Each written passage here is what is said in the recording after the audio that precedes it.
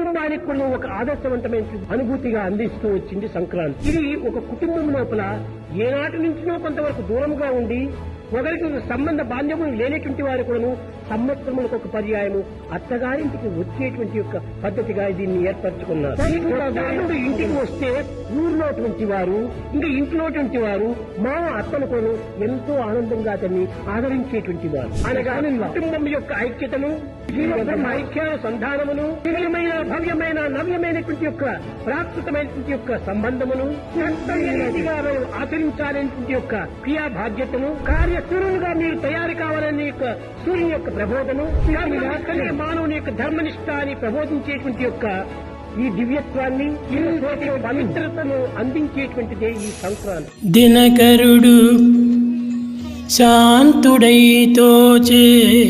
దినములింత కురుచలయ్యను, చలిగాలి చురుకు హెచ్చే పొలములన్ రేడి గ్రుడ్డి వెన్నెలలోన, కుప్పలన్ ఊడ్చు కాపులు గొంతులెత్తి పదములన్ పాడతొడగుదురు. జనుప చేలకు ముత్యాల సరులు కూర్చి, మిరప పండ్లకు కుంకుమ మెరుపు దాల్చి, బంతి పువ్వుల మొహము అల్లలంత విప్పి, మన గృహంబుల ధాన్య సంపదల నిలిపి, సరసురాలైన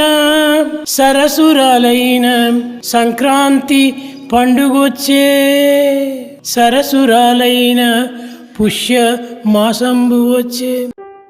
ఓం శ్రీ సాయిరామ్. భగవాన్ బాబా వారు చెప్పింది ఏ ఒక్క మతానికి కానీ, ఏ ఒక్క కులానికి, ఏ ఒక్క జాతికి, ఏ ఒక్క వ్యక్తికి చెందింది కాదు. అన్ని మతాలకు మూలాధారమైన సత్య ధర్మ సంస్థాపన ఆవశ్యకతను ఆవిష్కరించి యావత్ మందిని శాంతి సంక్షేమాల సాధన కార్యాన్విత చెయ్యటమే నా యొక్క లక్ష్యం అని పదే పదే చెప్పారు. ప్రపంచమంతటా మానవత్వం విలువలను పునరుద్ధరించి ప్రేమతత్వాన్ని సంస్థాపించే మహోధ్యయముతో మీరంతా నిరంతర సాధన చేసి ముందుకు నడవాలని, మీరంతా ఎప్పుడూ నాలో ఉన్నట్లుగా నేనెప్పుడూ మీలోనే ఉంటాను, అందుకే నేను వచ్చాను అని వెల్లడించారు.